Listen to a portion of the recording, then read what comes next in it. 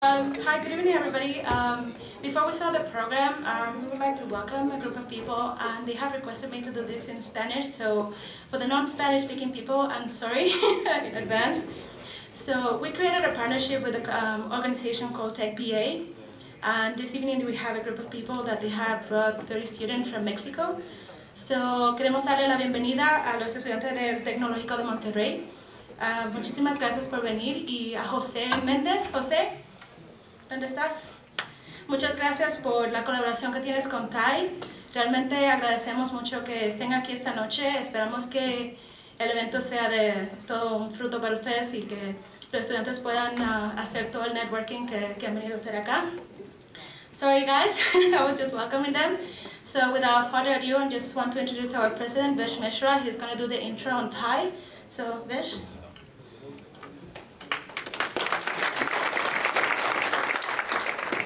Thanks, Patricia. Wasn't that wonderful? For those of you who don't know Patricia, she has been with us 7 years, and she actually is from Dominican Republic herself. And we're just delighted to have you over, and she has been through the TAI's growth and success for so many years, and very hardworking person. So really appreciate it, Patricia. Thank you. Yeah, I want to just extend my very special welcome to our very special guests, which is from the Tech BA. Tech BA and TAI has a partnership for many, many years. They come, they attend our programs, they support our programs, and they bring a lot of people to TAICon. So, Jose, thank you very much for really bringing so many bright minds over here. And I'm pretty sure they're going to benefit a lot from this evening's proceedings. So since some of you are quite new to TAI, and I just thought let me just take a moment to just tell you briefly what TAI is all about. So the history of TAI is kind of very interesting in a way and impressive. We started TAI 20 years ago right here in Silicon Valley, and it came from the need for folks like many of are in this room, who came from the Indian subcontinent, or what we call South Asia, in the 60s and 70s. And all they had was good education, good attitude, good work ethic, and they were just good people. And they came to America, they got invited, so they came as students predominantly, and they studied, and they worked, and they succeeded. And they succeeded way beyond their wildest imagination. And so that was the thing. People said, gee, this is a great country or what? So why don't we form a society and help anybody who wants to succeed, as entrepreneur, in business and entrepreneurship. And that has been our single mission since day one. We have not deviated. It's all about entrepreneurship. It's all about business building. It's all about wealth creation. It's all about giving back and helping others succeed. So that is the genesis of TAI. The core of this organization, what we call charter members, and many of them are in this room, and I'll ask them to raise their hand just in a second. But these people get invited to be a charter member. And they have only two qualifications. One, you have to be extraordinarily successful. And B, you also got to be extraordinarily generous. Generous most with your time, because we know that you have achieved success in business or entrepreneurship or in profession or academia. You can pay the small dues that we charge you. That's not a big thing. But it is the gift of time that you give to help and to prepare and to mentor these upcoming entrepreneurs and people, professionals who want to succeed in business. That's the key thing. So may I just ask those CMs to just please stand up and just be recognized, because I know that many of you in this room. Murli, where are you? There's Manoj Goyal, Murli, there you go, Andy. I saw Naren Gupta, where is he? There, Naren, please, yeah, there you go. So these people are really, as I said, so kudos to you. And so this is the nucleus. And what happens is that because they're so successful and so generous, so they attract a set of aspiring entrepreneurs and professionals and even executives who are seeking success. And they constitute our general body of membership. And we have, just in Silicon Valley alone, we have more than 2,000 people who are regular dues-paying members. But we have 5 times, 6 times as many people who really are as a guest, and they come to attend our events like this. So my request to those of you who are guests, I think please do consider becoming a member, and it's very easy. It's not terribly expensive. It's only 30 cents a day. But because we are not geared to take daily payments of 30 cents because it will cost us more, so we ask you to pay once a year, okay? So $100 a year, and I think that really works pretty good. So this is the combo of accomplished charter members, accomplished charter members who attract all the aspiring entrepreneurs and professionals, and then we have a third set of people that get attracted to join this combo, and they are what we call our sponsors. And many of them are in this room tonight, and these sponsors are major corporations, major venture capitalists, major law firms, accounting firms, and other organizations. So they give us the much needed financial support, because all the stuff that we conduct for TIE could not be made possible without their generous contribution and support. So we have Andy Sau here. He's also a charter member, but he's from Silicon Valley Bank. They've been our longest running sponsor, okay? So Andy, thank you so much for really, being our longest running since 1994. Andy and his, Silicon Valley Bank has been a huge supporter, okay? I saw Stan. Stan, where are you? Right there. Stan is with Morgan Stanley, and he used to be with the previous company that was a sponsor of TIE, but when he joined Morgan Stanley, he came back and he said Morgan Stanley had to sponsor and support us. And we do a lot of programs, events, like with all our sponsors. Okay, so thank you very much. I don't know if anybody else is here, but we have since we have a HP is our also many years sponsor, and gentleman over here representing HP. So thank you. IBM is a sponsor. Google is a sponsor, Microsoft is a sponsor. So we have, this list goes on for the corporate types. The VCs, we got NEA, we have, Bessemer, we have Draper Richards, we have Lightspeed, we got, my own firm, because I have a day job also. I'm a partner in a venture firm. So we've been a sponsor for, many years. So that's the, basically the gist of TIE. So what we do as a service, all our programs, our services are geared toward basically entrepreneurs and professionals. So on one hand, we do 5 things: inspire, inform, educate, prepare, and fund entrepreneurs. And those of you who are aware of it, so today's event is part of the inspiring aspect, because we bring successful entrepreneurs who have had recent exits, and they tell their story, what they did, how they did it, what troubles, what challenges, what issues they faced, and you will see that one is going to be very exciting. And especially it's going to be very exciting for some of the younger folks in mind, especially the one coming from Tech BA. You will see how a Silicon Valley company gets created. Then in terms of the informing, we have a lot of general interest topics, and we will bring the prominent speakers, the topic of the day, and we feature those. Educational aspect is very important, because we do a lot of how-tos for the entrepreneurs, and we conduct them. Preparation aspect is another very important, and actually credit goes to Naveen, who is our program chair. So we're preparing entrepreneurs basically to succeed as entrepreneurs, and primarily to secure funding. And that is, so 2 programs. Okay, we have a monthly pitch fest where people come and they just pitch their story, and they get real-time critique and clinic, and they figure out how to do a better job at it to seek funding. And then we just launched a program actually coming on the 19th of this month. It's called VC 101, where we select, we go through application process, we ask entrepreneurs to apply, and we have our VCs are available, and they will give them time, and they will give them feedback and critique, and who knows, maybe one of the companies that they see, they may get funded. But the other program that we launch is totally about funding, and this is called TIE Angels. We launched this program 2 years ago, and I'm so happy to announce that in 2 years we have funded now, actually we're about to fund one company, and the team is over here already.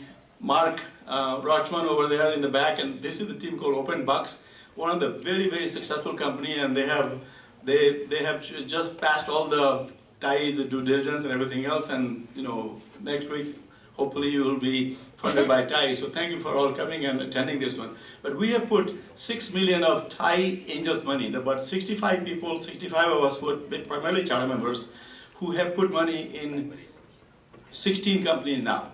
And venture capitalists have come and co-invested with us. The total capital invested has been 20 million. So this is a very interesting and successful program. And so these are the kind of programs we conduct. Then the second thing we do, we point the entrepreneurs about where the opportunities are. And opportunities now and at least in the near future are only in the 5 sectors. So all our programs are geared to cater to those 5 sectors. So one is the mobile, one is social, one is cloud, one is energy, one is life sciences. So everything that we are doing, and you'll see the announcement, we are only designing programs just to support that. And again, it's just been one heck of an experience. The last set of programs we do, and we're doing now for 19 years in the ring, is called TICON. So every year we bring everybody together, our entire network, and we conduct this. We have this program called TICON. TICON now draws 4,000 people. They come from many countries, many cities, and essentially it is the biggest convention for entrepreneurs. We've been rated among top 10 conferences in the world for ideas and entrepreneurship, along the lines of World Economic Forum. Those of you who heard about that, or the TED conference. So this is it's no small feat, but at the end of it is all, the beauty is all volunteerism. TIE is volunteerism at the best. There is no organization. It is so, it's designed, programs, events produced, designed, run by volunteers who generously give their time and commitment, and to make this the whole, worthy cause of free market enterprise, business building, wealth creation, giving back. So Naveen is the gentleman I want to call on the stage now to introduce our featured speaker for the evening. And Naveen has been a serial entrepreneur in the Valley, been with TIE for 15 years. He serves on the board of TIE, and he has been charged to run all our programs, to make sure that all the programs are designed, coordinated, they fit within the themes, and the right message is delivered, etc., etc. So this is one of his inventions, my story. So Naveen, thank you very much.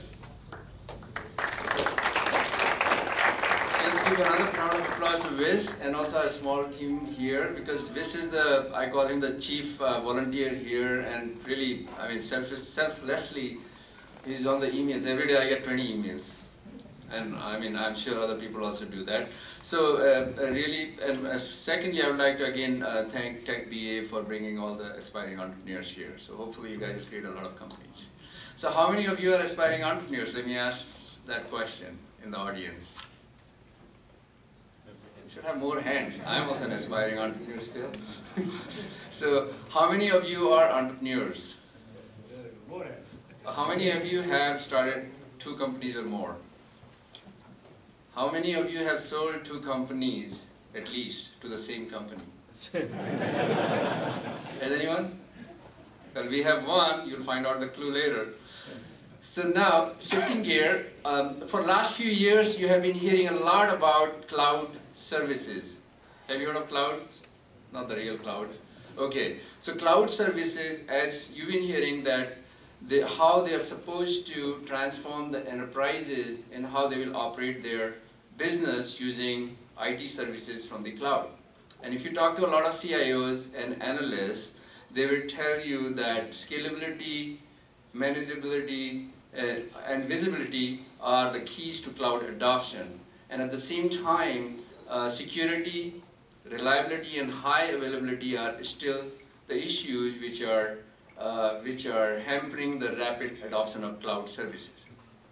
So, with all these challenges, how do you still go and create a leader that can help businesses to build their infrastructure as a service, IaaS? Some of those who are in the cloud business will know that terminology.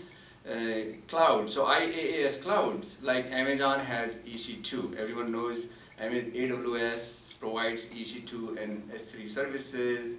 A lot of you have heard of companies like Zynga, etc., who got started there, scaled their businesses, still use Amazon Web Services even though they have their own private clouds now. So how do you do that? This is what our speaker today did, Sheng Liang. Sheng, not only with his small team, built the technology, but also created cloud.com that develops open source cloud orchestration software product for the implementation of public and private cloud computing environments. Not only that, then he successfully sold it to Citrix last year. Second time, this is the second company. So, and then Cloud.com software is called Cloud Stack, which is designed to make it easier for service providers, like managed service providers and enterprises, to build, manage, and deploy IaaS type of offerings, which Amazon, Rackspace is another vendor there, and most recently Google also just announced that Google Compute Engine in the similar lines. Before Cloud.com, Sheng also founded another company where he was co-founder and CTO called Teros, which was a security software company, was also sold to Citrix back in 2005. And prior to that, he was the lead developer on the original Java virtual machine team at Sun Microsystems. He has a BS in computer science from University of Science and Technology of China, and then he also has a Ph.D. from Yale University in computer science. So without taking too much of a thrill, I'd like to invite Sheng to share his colorful, amazing, and entrepreneurial journey with us.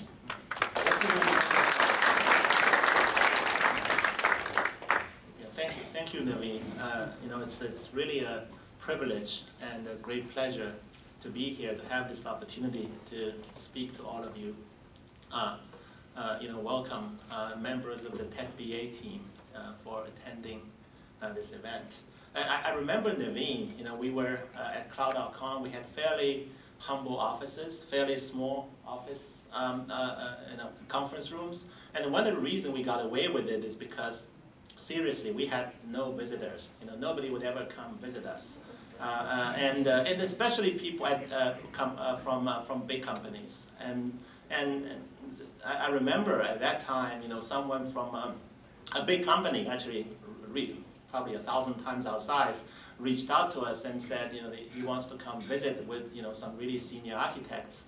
And they showed up, and we had to put him, in a very humble conference room. We had a great discussion, and that led to a lot of follow-on conversations. And the guy who made it happen was Naveen. I was very impressed because you probably didn't realize that, but it was actually a very rare event for us. That we have visitors from such distinguished large companies as to visit us, and I think that shows you how much personal attention Naveen really pays to entrepreneurs and very small companies. So I really appreciate that. I really would like to thank you.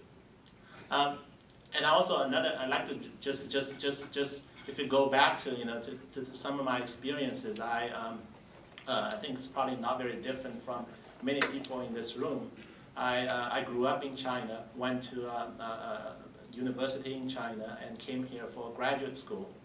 And as I entered this, I think the graduate school class of probably about 5 people, and there were one Chinese guy and one white guy, and the remaining 3 were from India. And almost immediately, I think I bonded with with my Indian classmates, and it turned out that that relationship and bond really served me very well after I graduated and after I come to Silicon Valley. So I remember I was watching this video yesterday about AB a few months ago, talking about his entrepreneurial experience, and he was saying something like he didn't sell lemonade, he didn't feel like he was a born entrepreneur. He didn't even feel he's still an entrepreneur after he started the company, right? He was sort of more of a very exciting. He just found open source very exciting, and I had the same feeling because when we were growing up, even up until the point that I got into graduate school, and up until the point I graduated from graduate school, really my goal was really just to do some research and teach and be a professor. So that was sort of when we were growing up in China. It was not the case anymore. But back then, that was the highest calling that parents could really instill in their children. So as luck have it, the academic job market wasn't great, and at the same time, around 1995 was when the computing industry really started to grow. So I was lucky enough to get a job in Silicon Valley in the at Sun Microsystems at that time. And I have to say, this is really the greatest place to be for someone who works on technology. And it kind of really relates to entrepreneurism, because this, I feel like, is really the only place, one of the few places, if not the only place, where the technical skill of a person would be valued and turned it into a great deal of innovation and productivity. And Naveen mentioned I've started some other companies before, but I've had some small successes. I've also had a lot of failures, and one of the, I think, great one of the great things that happened to me was throughout that process, a lot of people continued to believe in me, and I was able to learn a lot,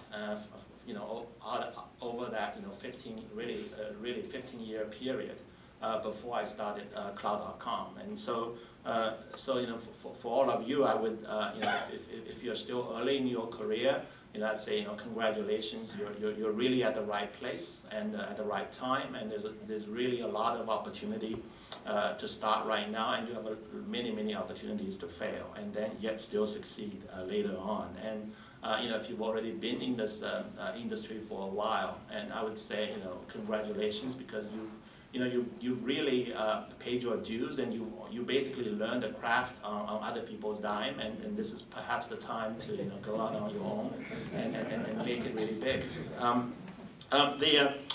So I'm going to tell you more about specifically Cloud.com, because I think that's the most relevant for the conversation here. But I also want to preface that with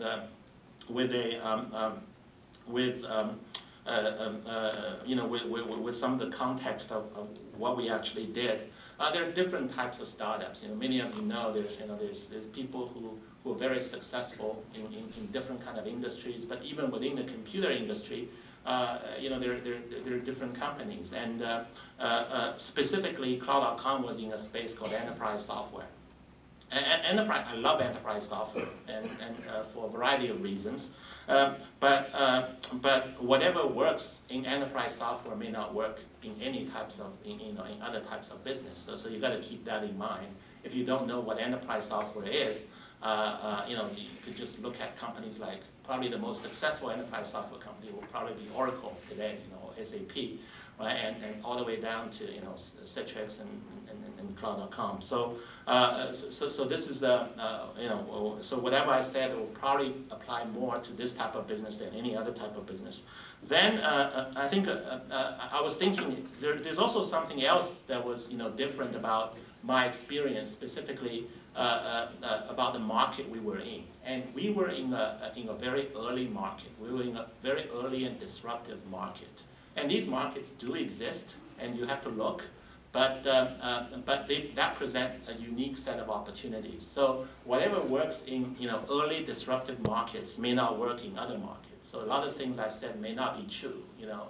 If you can't just take that and because there's a lot of great business to be made in commoditizing a very mature industry, and you can still build very successful business that way, but probably will not be built the same way.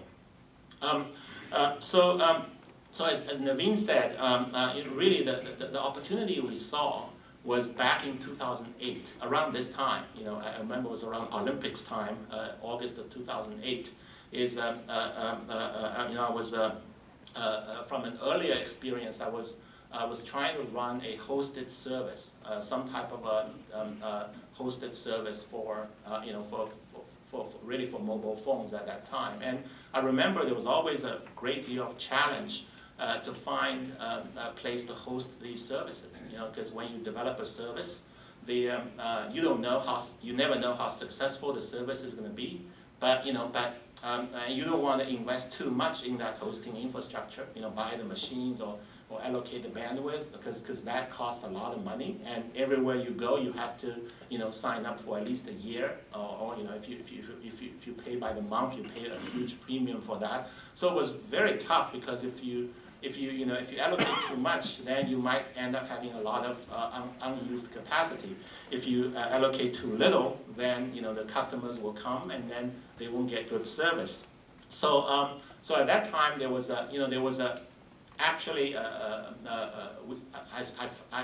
saw that it was not really a secret. Everyone was seeing that, and there was just tons of newspaper articles and internet articles all over the place. There's a service called Amazon Web Services. So what Amazon did is they took the internal hosting infrastructure that they have been using for the last 10 years to basically run one of the biggest internet services of the world, and then turn it around and turn the infrastructure itself. Infrastructure means means computers, servers, storage, networking, that kind of stuff, and they turn it around and turn it into a service. So people with just a little bit of money, you can buy that stuff by the hour. So it will cost like 10 cents to get a small machine in the cloud. That's where the cloud, the Notion Cloud, infrastructure cloud comes from, right? From Amazon. So you don't really need to even buy a machine and install in your own data center anymore. And if you want if you want more, you can just write a program and make a few API calls, and you can just get more resources. If you don't want it, you could just stop using it and stop paying for it. So it was great. At that time, the first batch of people that really jumped on that service were these internet companies. They were you can imagine these guys had the same challenge when they started. Didn't know how big the load is going to be. So instead of trying to set up infrastructure themselves, they would go and get it on Amazon. So and I realized, so I was thinking, was there really an opportunity for me? And it was actually pretty obvious that it's really a very small step to say, now that Amazon has built a service like this and they're operating it, don't you think other people would want to operate the same kind of service as well? And if you think who would want to operate the same kind of service, those would be people who operate some type of hosting service today, right? But hosting is everywhere. Hosting is you walk into any big company, walk into probably Morgan Stanley, there'll be rows and rows of machines hosting some applications, and you walk into, say, AT&T, they'll be launching other services. You walk into Apple, I'm sure all these iPhones and iPads, they connect back to some server, so that again has to be hosted somewhere, right? And I figure, since Apple probably competes with Amazon, so they probably never want to run on Amazon, right? So wouldn't they want to also build the same thing? So it was sort of a relatively so this idea is obvious, and I spent a long time introducing it because it's kind of technical, but it's really not a big deal to have this idea, and this idea is so obvious that I said I started in August 2008. And the company didn't really start until September 2008, so a month later. And about around September timeframe there was a conference run by really a giant in our space by a company called VMware, and it was run in Las Vegas, and I went to that conference, and it was a keynote. Their CEO went up and talk about where the industry is going, and he basically gave exactly the same pitch I gave just now, and it was remarkable. If you can think, you have opportunities like this, the big guys are really gunning for it, right? And he explained it a lot better. And there was a screen that went all the way this side to that side, and there was animation everywhere, right? And toward the end, then he does a demo, and the demo was really nothing like what he was explaining. The demo was just complete junk. But so there's your opportunity, right? When it is very transformative. It is so big an opportunity that even a big company like that actually has to talk about it. Not just VMware. Everyone else is talking about it. Microsoft was talking about it, and but I realized. So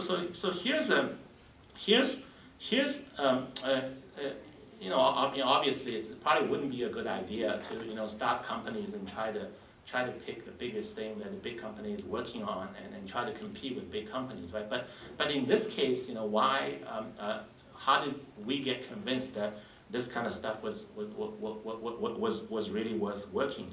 And really, I'd say an insight that comes out of this is this technology or this new business has to be somewhat disruptive. If it's not disruptive, it's incremental. If it really amplifies their existing business, there's really no point for new companies doing it. But the cloud, it so happens, was disruptive enough that even though the big companies talk about it, they're really afraid of doing it wholeheartedly. If they really invest in it, it actually hurts their core business. If they make the stuff too successful too quickly, it actually hurts their existing business. But this stuff, that might be counterintuitive, right? But if you really look deeper, these type of opportunities are everywhere. If you not just cloud, VMware's relationship with cloud. What about say ExxonMobil's relationship with clean energy? It's all the same kind of stuff, right? Or Detroit's relationship with some other legacy auto technology. Or a traditional retailer's relationship with e-commerce. I mean, it's just you see it over and over and over again. So I think once you pick a direction like that, nothing like big existing competitors and lack of scale and the fact that the fact that the task is so daunting should stop you from getting started. And but of course we really weren't the only company who had that insight. It was not that great of an insight if you really think about it. And even I remember at that time there was a few other companies, and frankly the best way, I was talking to some investors at that time, and the best way really to explain it to people was still we do what this other company does. It was just really, we weren't even like I know you hear terms like we're the Facebook of that. Our pitch wasn't even that good. It was just we do this other little company does. That's So but nonetheless I still felt having been through a lot myself, I actually felt this is okay because it's really difficult. Again, very disruptive, and going back to enterprise software, right, and very disruptive market. It's actually really hard. It's easy to find the direction, but it's really hard to do it right. So that's a bit of a story for cloud.com. It is really not about first mover advantage. It's not about unique marketing or even technology insight, where we're merely trying to go after a disruptive opportunity that the big guys are trying to explain, and we believe they're having trouble executing, and we believe we just can execute better than the other small guys. And I wasn't. So I looked at some of the other small guys in that space, because the other options, really, if I saw some of the other companies are doing well, I would have gone and joined them. I would have no problem doing that.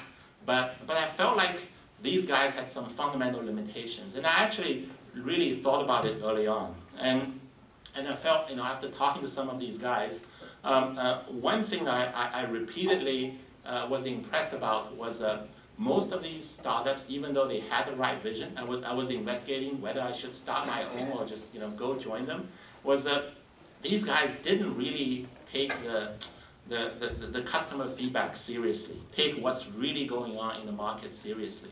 And it's kind of obvious, right? Anyone going to business school or even engineer would know you're supposed to listen to customers. But if you think about it, in some sense, it is kind of also very counterintuitive for an entrepreneur to really listen to customers. Because we all know big companies listen to customers. That's all they do. They have a lot of customers, and customers always want to talk to them. So they listen. But to be an entrepreneur, sometimes you gotta have your own belief. And once you have a belief, I struggle with that all the time. You gotta have some belief and you gotta do it, but sometimes it's not. It goes against what customers are telling you. Sometimes so what to listen to, what not to listen to, and I really felt it was at least some of the competitors I was talking to back then. I really felt they missed the mark, and I'll give you probably a little bit more detailed example. And in our space, I said I built a piece of software. There were two types of I built a piece of software that let people build clouds like Amazon Web Services. But who do you sell it to? You can go try to sell it to Morgan Stanley or or Goldman Sachs or GE, because these guys have a lot of data centers. You can imagine they would run this stuff, and these guys are called enterprise, traditional large enterprise, the biggest market, lots of money, and that's usually really the cream of the crop. Customer that all the VCs and startups really want to go after, but we actually didn't go after that because we realized this stuff is just so disruptive. I used to tell people I've never been I'm always early. I mean, usually not just early, but just way too early. So I was really scared that this stuff is good, but really, do you really think these banks would run their infrastructure the same way as Google or Amazon? It's probably not going to happen, right? And do you really think that these EMC salespeople, NetApp salespeople, VMware salespeople, Microsoft salespeople would just let you in and sell them something so disruptive that that's going to actually drive them out of business? That's going to commoditize everything and turn their data center into something that's that's massively more scalable and massively cheaper. That's probably not going to happen either, right?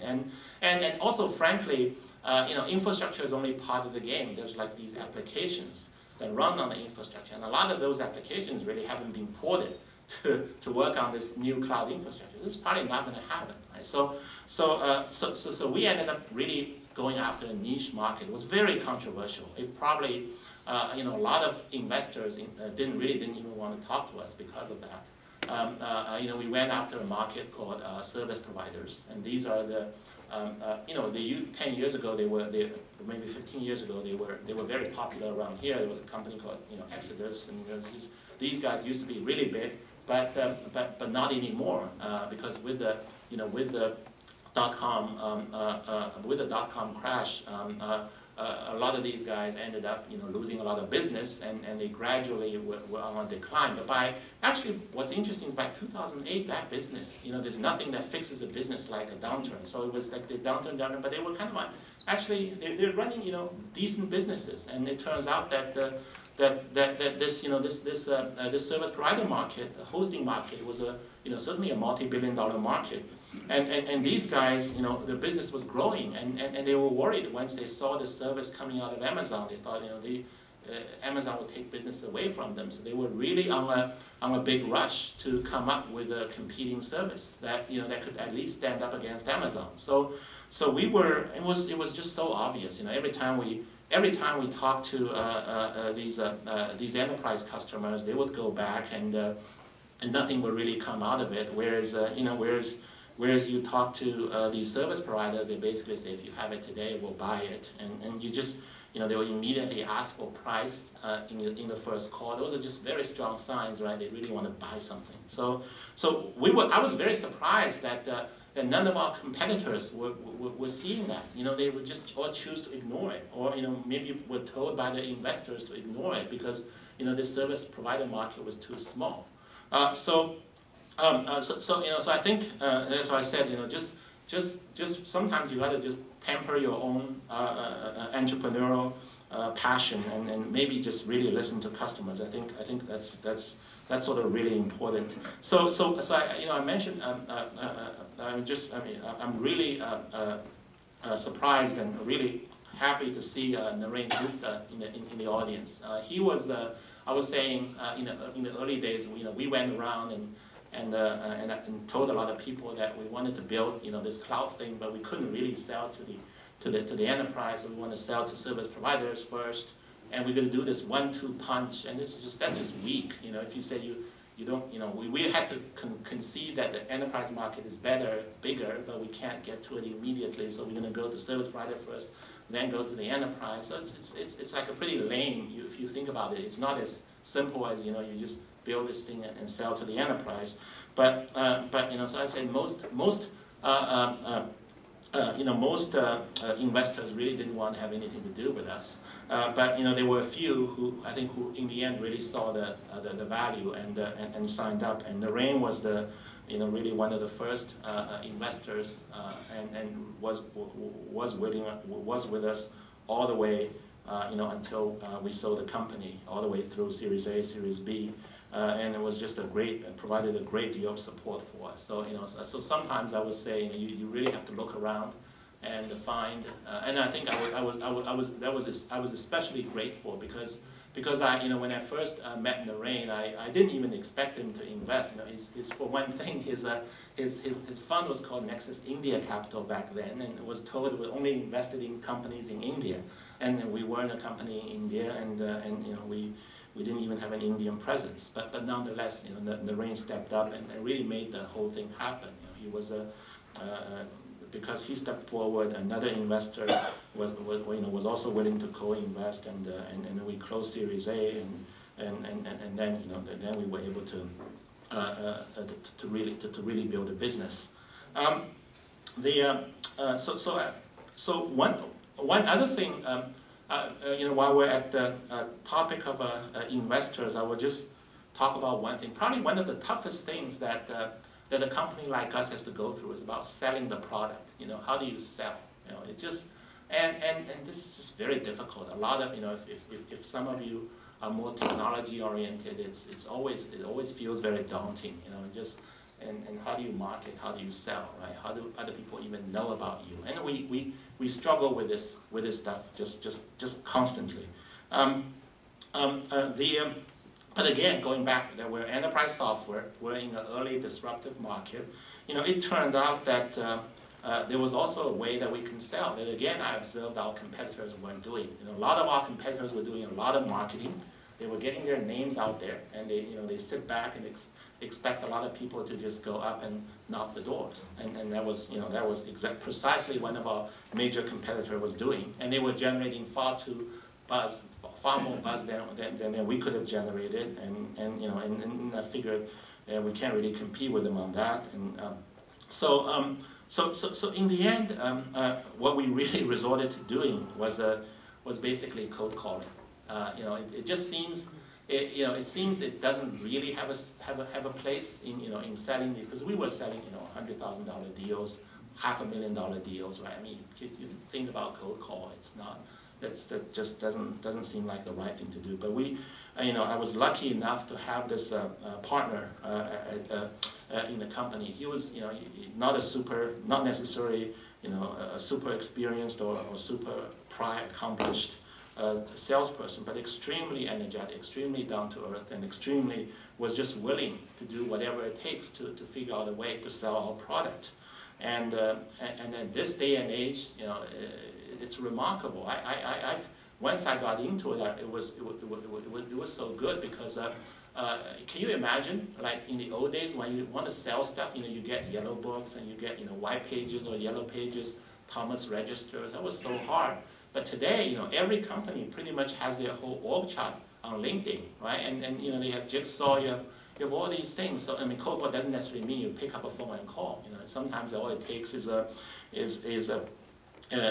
compose an email, and that actually turned out to be really good for us, because what that forced us to do was to really make our message good, and we got good at what words you put in, instead of, again, doing a lot of speeches and doing a lot of we used to always laugh for one of our competitors. Their whole strategy was to be the platinum sponsor for every single cloud show. And I don't know how much money they have to pay for this. It's very rare, because usually you go into these shows, platinum sponsor would be an IBM, right? But then you see this little, startup. And that's sort of, that's one strategy. So our strategy was basically, crafting these little subject lines and words, and it was almost down to a science, because we know, like, what happens, depending on what word we put in the subject line, we get different responses. For a while, I remember, it doesn't matter if we say cloud virtualization, nobody would respond. But if we put something called Amazon EC2 on the subject line, then we got good response. So it really tells you what our value is, right? So you will never get that if you go to trade shows. I mean, you would have some predefined message, and you don't know it. Toward the end, you got some leads, but you don't know how well that message really worked. So I like to just say one other thing again about the value of related to investors and about really my experience also working with Narain. So I know there's actually quite a bit of controversy about raise money and about what value investors really add. There are probably investors who will tell you. There's some investors will tell you that we have a lot of relationships. What does that mean? They'll introduce you to their buddy at IBM, and they'll introduce you to their friend at Goldman Sachs. So this guy will probably take a meeting with you. But if you really think about it, I mean, you're in such an early market, and IBM CEO is already giving the pitch in keynotes about what we're supposed to do, right? And they can't even execute themselves. You think those meetings in an early market like this will really amount to anything? And okay, so you get a meeting with really get a meeting with Goldman Sachs, and let's just say the guy didn't end up taking the. There appeared to be no follow-up, which is probably not bad because you spent an hour, maybe you bought a ticket, went to New York, so you wasted some money for that. But what if this guy just out of his loyalty for his friend, his investor friend, and actually told you that he wanted to buy this product, and you thought you said that's great, I'm going to have Goldman Sachs as a customer, and you end up shipping him a product. Then he actually ended up starting using it. And then he started adding, asking for new things, and you say, okay, Goldman Sachs want it, and I want to make the stuff for them, right? And so at the end of the day, you think the fact that a big customer like this actually wanting the product for the wrong reason, you think that really adds anything important to the business? And probably not, right? It's just in the end, it's still a waste of. I just looked back the other day. I was just making a comment to people, some of our best customers, in fact, all of our best customers turn out to be not warm referrals. They turn out to be all cold call customers. Because when people really respond to you, that's why they really want the service. Right? But that's you should never get an investor just because they promise they have a lot of relationships. But investors do give you a lot of strategic advice, and I still remember. I mean, one of the I don't think Cloud.com would have been the same without investors. We could have not done anything that all the things we've done. And really, I think all of this stuff distills down to one thing. There was before I got investors, there was really some doubt what kind of company this is going to be. I thought there was always discussion about should we try to go after something big, or should we try to go to, should we get to cash flow positive, as if we could, try to build more of a lifestyle business, try to kind of get this stuff going, right? And then, then scale, maybe we'll have higher valuation, all this stuff. But once, once we were funded, and basically I'd say that what our board members like Narain instilled on us is, it's really, you got to be number one.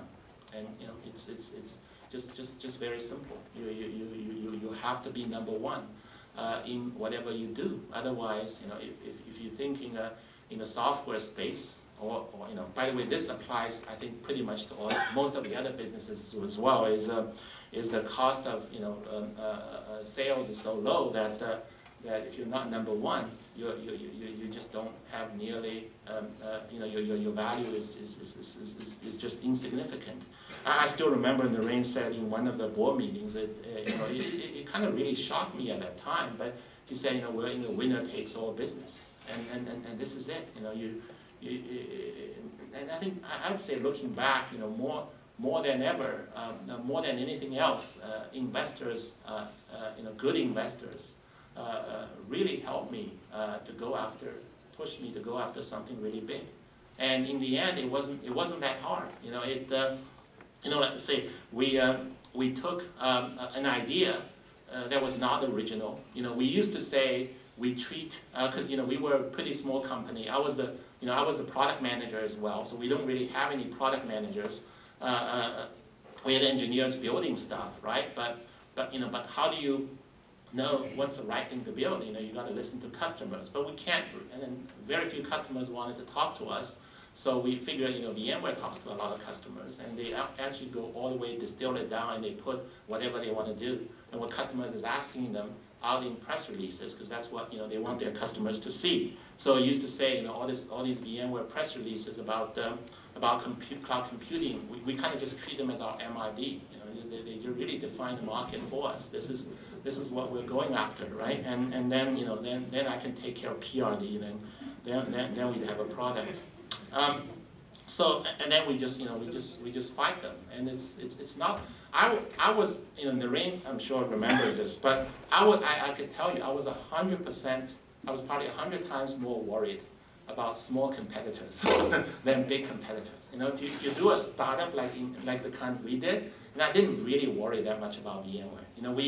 We fought them. We probably lost some. We probably won some. Most people probably didn't even know about that, so they just went with VMware. But the small competitors are really scary. So you just really have to put all your effort and score those strategic wins, right?